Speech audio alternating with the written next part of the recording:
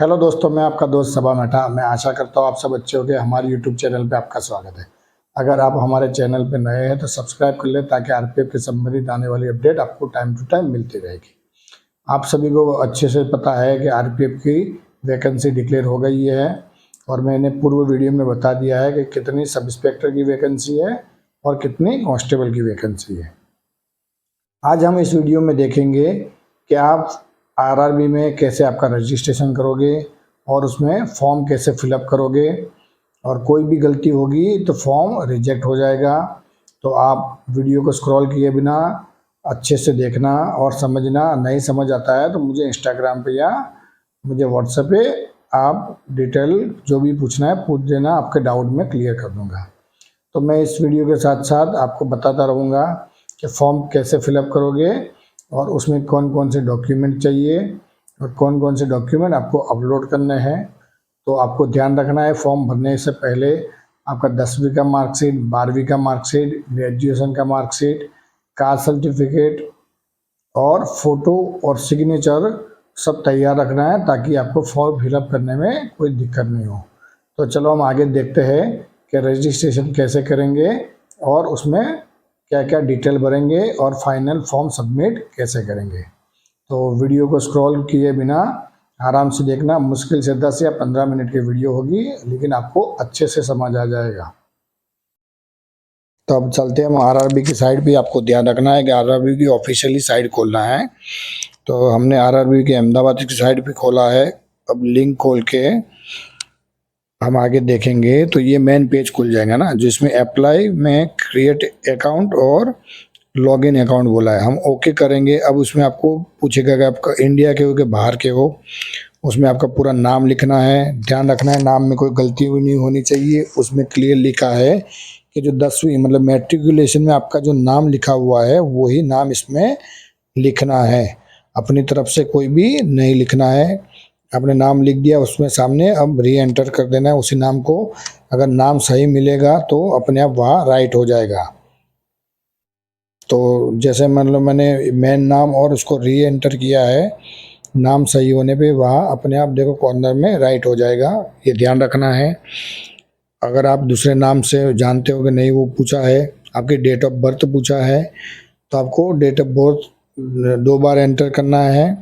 आप एक बार मैंने कर दिया, उसके बाद फिर से आपको री एंटर पूछेगा और कैलेंडर में से आपको अपनी एज सिलेक्ट करके लिख देनी है और सामने फिर से आपकी एज आपको एंटर करना है। आप जैसे लिखोगे अपने आप बीच में स्लैश लेता रहेगा। तो ध्यान रखना है कोई भी चीज़ गलत नहीं होनी चाहिए। फिर इसमें नीचे पूछा है जेंडर का, मेल और फीमेल, आपने सिलेक्ट कर दिया। अब जैसे नीचे जाओगे तो आपका फादर का नाम पूछा है। तो देखना दोनों हर जगह 2 बार पूछा गया है ना, मदर का फादर का आपका सबका। तो देखना है गलती नहीं होनी चाहिए। आप अपने फादर का नाम लिख दिया सामने, मैच हो जाएगा तो राइट का ऑप्शन आ जाएगा। उसके बाद आपका मदर का नाम है, हमने मदर का नाम लिख दिया। दोनों तरफ मैच होना चाहिए, गलती नहीं होनी चाहिए। अब आपको नीचे पूछा गया है कि आधार कार्ड, अगर आपके पास आधार कार्ड नंबर है तो आधार कार्ड नंबर डाल के या वेरीफाई करना है। नहीं है तो आप I have no Aadhaar card करोगे तो आपको दूसरा कोई पूछाएगा, जैसे कि पान कार्ड हो या ड्राइविंग लाइसेंस कुछ भी हो। जैसे हमने आधार कार्ड कर दिया, आधार कार्ड में आपको जो नाम है वो यहाँ लिखना है। ठीक है, इसमें और एक ऑप्शन दिया है कि अब ये डेटा आधार कार्ड से सेम है तो आप यहाँ ऊपर ऑप्शन में राइट कर लोगे तो हो जाएगा। अन्यथा आपको क्या करना है, आधार कार्ड में जो नाम लिखा है वो नाम, जन्म तारीख और आपका मेल फीमेल जेंडर लिख के या राइट करोगे। अगर गलती होगी तो देखा रेड अलर्ट आया, वहाँ ऐसे रिजेक्ट हो जाएगा। अब ये देखो ग्रीन होने देने का मतलब है आधार कार्ड आपका वेरीफाई हो गया। अब क्या करना है, आपको ईमेल एड्रेस डालना है और ईमेल एड्रेस पे आपको एक ओटीपी आएगा।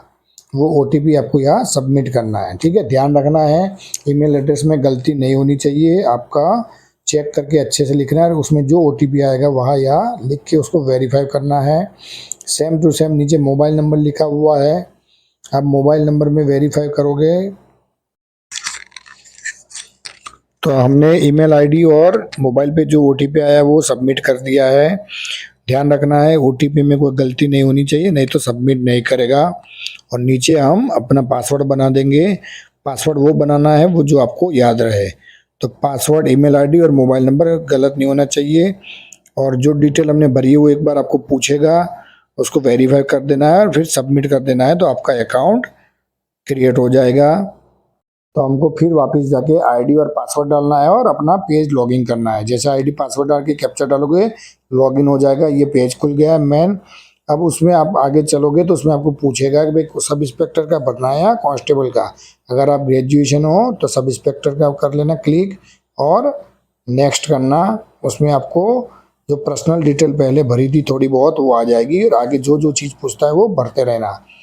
तो आगे डिटेल हम भरते रहेंगे और देखना अच्छे से, वीडियो को स्क्रॉल मत करना। उसमें देखो मैरिटल स्टेटस या कास्ट सर्टिफिकेट का पूछा है, तो जैसे हमने कास्ट सर्टिफिकेट किया तो जनरल में करोगे तो कोई चीज़ नहीं मांगेगी। अगर आप ओबीसी करोगे तो आपको तुरंत पूछेगा कि आप ओबीसी के क्राइटेरिया में आते हो। आगे फिर आपको क्रिमिनल यस या नो करना है। जैसे आप यस करोगे तो तुरंत पूछेगा कि भाई सर्टिफिकेट कहाँ का है, सर्टिफिकेट नंबर कितना है, किसने इश्यू किया, कौन सी डेट में किया है। तो आपको लिख देना है। आपने सर्टिफिकेट नंबर डाल दिया जैसे, और किसने दिया, मजिस्ट्रेट ने दिया, किसने दिया, कहाँ से दिया, कौन से स्टेट्स ने दिया, वो सब डिटेल पूछेगा। कौन सी तारीख को जो भी किया है वो आपको यहाँ भर देना है। अगर आप दूसरी कास्ट में आते हो तो वही भरना है। अब जनरल में आए तो नहीं पूछेगा।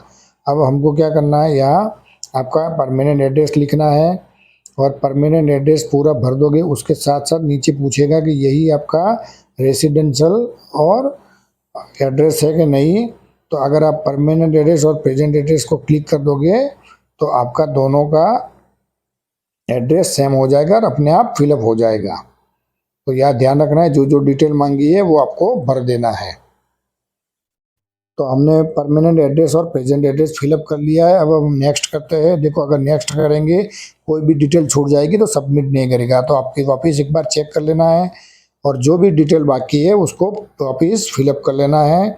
फिलअप करने के बाद देखो इसमें नीचे दो चीज़ कंपलसरी आपको पूछी है।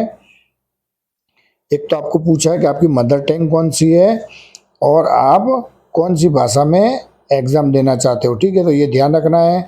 मदर टंग में पूरी 15 लैंग्वेज दी गई है। आप हिंदी, इंग्लिश, मराठी, गुजराती सब देख रहे हो लाइन से। आपकी जो भी लैंग्वेज है उसको सिलेक्ट कर लेना है और आगे क्या फॉर्म फिलअप करना है। तो मेरी मदर टंग हिंदी है तो मैंने सिलेक्ट कर लिया। अब आपको एक जगह और पूछेगा कि आप एग्ज़ाम कौन से लैंग्वेज में देना चाहते हो।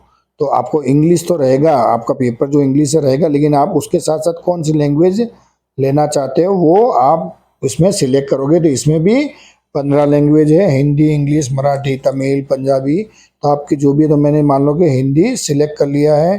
तो क्या है, पेपर इंग्लिश के साथ साथ हिंदी में भी आपका आएगा। ठीक है, इंग्लिश वाले को भी इश्यू नहीं है और हिंदी जानने वाले हो या अदर लैंग्वेज वाले को भी इश्यू नहीं आएगा। तो मैं यहाँ हिंदी सिलेक्ट कर लेता हूँ। मैं हिंदी में पेपर देना चाहता हूँ, हिंदी सिलेक्ट कर लिया। उसके बाद देखो यहाँ कट मार्क पूछा है, तो आपके बॉडी पे जो भी 2 कट मार्क है वो आपको कंपलसरी लिखना है। ऊपर आप जब फिलअप करोगे तो कट मार्क डालने के बाद आगे आपका फॉर्म फिलअप होगा। जब तक आप कट मार्क नहीं डालोगे तब तक फिलअप नहीं होगा। तो मैंने मेरे 2 कट मार्क डाल दिए हैं। अब हम आगे चलते हैं। तो हमने जो ज़रूरी डिटेल थी वो सब भर दिया है। आपको एक चीज़ याद रखना है, डेटा सेव करते रहना है ताकि आप जब भी फिर से फॉर्म खोलो वही मिलेंगे। अब हम नेक्स्ट पेज में जाएंगे तो यहाँ पूछा है कि क्या आप एक सर्विसमैन हो, क्या आप रेलवे एम्प्लॉयज़ हो, क्या आप गुजरात गवर्नमेंट या स्टेट गवर्नमेंट के एम्प्लॉयज़ हो, क्या आपने अप्रेंटिसशिप किया हुआ रेलवे में। ये सब आपको जो क्राइटेरिया लागू पड़ता है उसमें यस करना है, बाकी नो कर लेना है। अगर आप जिस चीज़ में यस करोगे तो वहाँ की पूरी डिटेल मांगेगा। जैसे मान लो मैं रेलवे में जॉब कर रहा हूँ और मैंने यस कर लिया तो पूछेगा कि आपने ज्वाइनिंग कब किया, आपका यूनिट कौन सा है, आप क्या पोस्टिंग हो, और उसके संबंधित डॉक्यूमेंट आपको यहाँ अपलोड करने पड़ेंगे। तो आप जिसमें जो चीज़ यस करोगे उसमें आपको डॉक्यूमेंट अपलोड करना है, करते रहना है।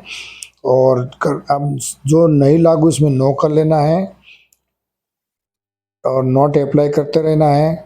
अब नेक्स्ट आएगा सबसे नीचे अकाउंट डिटेल। अकाउंट डिटेल इसीलिए मांगी गई है कि अगर आपकी फीस रिटर्न करनी है तो इस अकाउंट में जाएगी।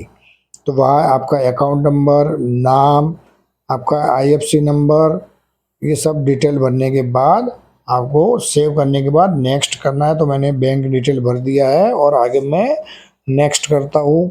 तो आप अपनी बैंक डिटेल भरोगे और कोई गलती नहीं होनी चाहिए, नहीं तो अगर फीस कोई कारण से रिटर्न आती है तो आपको नहीं मिलेगी।